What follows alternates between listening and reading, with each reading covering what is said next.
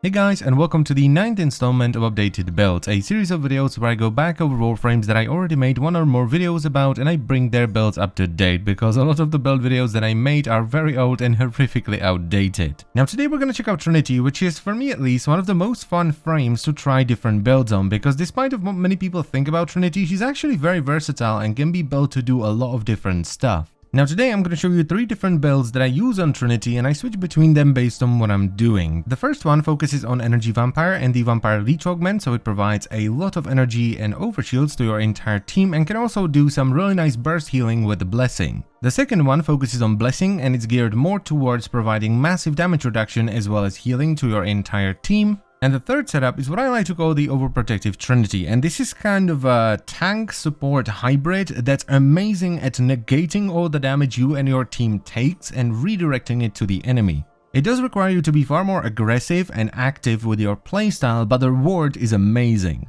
And let's start it off with the tried and true EV setup. I've had this one for, well, years at this point, and it is very effective at what it does. The aura I'm using here is Corrosive Projection, but you can use whatever you want with kind of the exception of Energy Siphon because you're going to be swimming in energy thanks to Energy Vampire, so Energy Siphon is kind of pointless here. Then to get some extra power strength to balance out Overextended and also kill duration, I'm using Intensify and Transient Fortitude. And now the reason why you want to kill duration on this kind of setup is because Energy Vampire will always restore the same amount of energy, but if you have low duration it will restore it faster. Now this isn't entirely necessary because you can also just kill the enemy that you have Energy Vampire on and it will explode with energy, giving you the full energy as well, but if you're going up against high level enemies that you can't one-shot, this is actually really handy. Then to reduce duration even further and get maximum efficiency, I'm running fully ranked Fleeting Expertise and Streamline, and this makes it so that you can spam Energy Vampire but also Blessing for some nice burst healing.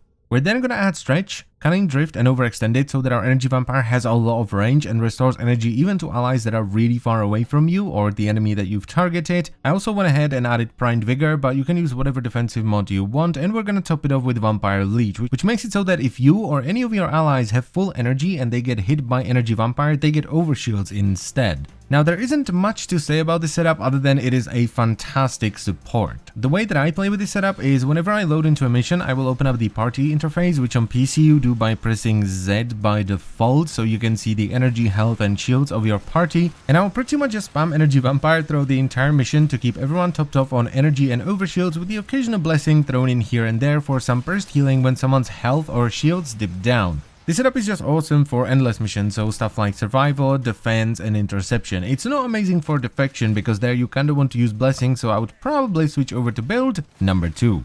This is kind of like the standard Blessing setup and is designed to provide massive damage reduction to your entire team while also healing them. Now for this one, I decided to go with Energy Siphon as my aura because Blessing can be pretty expensive, especially if you don't have a ton of efficiency, but once again, if you feel comfortable with Corrosive Projection, run that instead. Now after that, I am running Prime Continuity, Constitution and Augur Message for a ton of duration so that I don't have to cast Blessing over and over and over again to keep up the damage reduction, which is followed up by 2 defensive mods of your choice. I'm running Vitality and Redirection here. But once again, you can run whatever you want. You can even run just one of them and put in another mod. Defensive mods are very subjective. Then to get a little bit of efficiency without killing our duration with Fleeting Expertise, I am using Streamline for 30%, which is followed up by Primed Flow, which allows me to bank a ton of energy so that I can cast Blessing multiple times for those moments where you just cast Blessing and someone is out of range or they get chunked just as you cast it. And finally, we're going to top it off with Intensify and Power Drift for more power strength, which is going to increase the damage reduction we get from Blessing. Now, this isn't quite enough to max out Blessing because Blessing maxes out at 75%, but it's close enough because it will give you 72.5.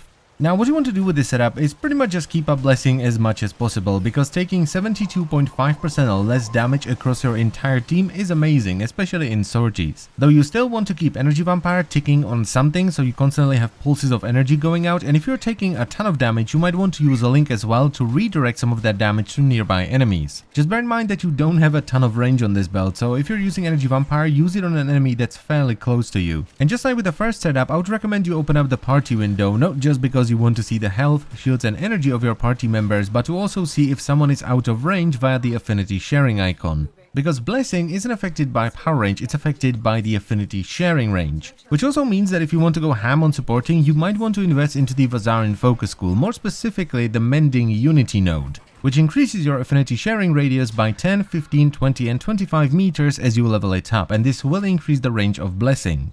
Finally, we have the Overprotective Trinity setup. I'm really proud of this one because it just works really well, it is fun to use and stupidly effective at what it does. Now, I once again chose Energy Siphon for my aura because you kind of want to get all the energy you can get because the setup is very power hungry and we're not using any efficiency whatsoever, so every little bit of energy helps.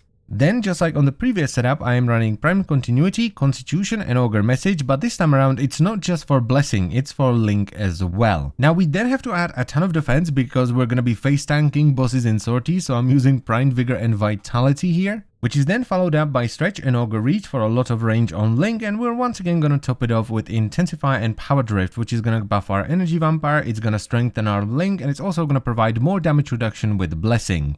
And finally, one very important thing here is that this setup was designed to be run with a sword and a shield that's running Guardian Derision, which is going to taunt all enemies within 15 meters when you block, and electromagnetic shielding, which once you block will tether you to your allies and transfer 50% of all the damage they take to you. The idea here being that you take pretty much all the damage that's going out and you then redirect it to nearby enemies with a Link while protecting yourself with Blessing. Now, I wasn't kidding when I said we're gonna be face tanking bosses in sorties because that's exactly what this build does, what it was designed to do and what it's really good at. However, it does require you to be far more active than any other Trinity setup that I've seen yet. And it's mostly because of how power hungry it is. When you have full energy, you only have enough to do one combo, which is Blessing, Link and EV. If you balls it up, you're gonna be out of energy and pretty much dead very soon. But if you do it properly, you get everything rolling and you keep it rolling throughout the mission, you can do things like this. You can just stand there in the middle of a Vahek assassination and actually, tank the boss properly while making your team immortal because of Blessing and the damage redirection from you blocking. I think you can see how much cleaner the boss is from the footage. Vahek is usually a massive shit show because people are going down left, right and center, there's a lot of damage flying around, but with this setup you can see my teammates are fine, they're pretty much immortal, they're not taking any damage whatsoever because I am taking all the damage and redirecting it back while also keeping the attention of the boss, which makes it much easier for my teammates to shoot him.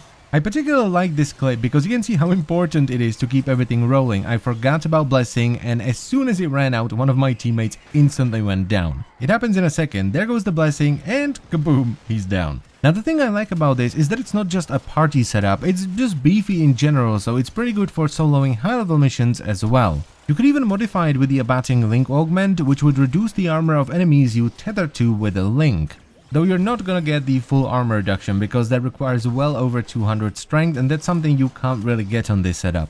Now of course all of these setups will work on both the regular Trinity as well as Trinity Prime, though they may require a little bit more Forma on the regular one. And speaking about Forma, if you're not quite sure how to do it, simply put on all the mods and if they don't fit, look for the one with the highest capacity drain, Forma for that and do that until all the mods fit. And that's pretty much it for the build, so I thank you very much for watching. As always guys, I hope you have enjoyed the video and it was helpful and I will see you next time. Bye bye.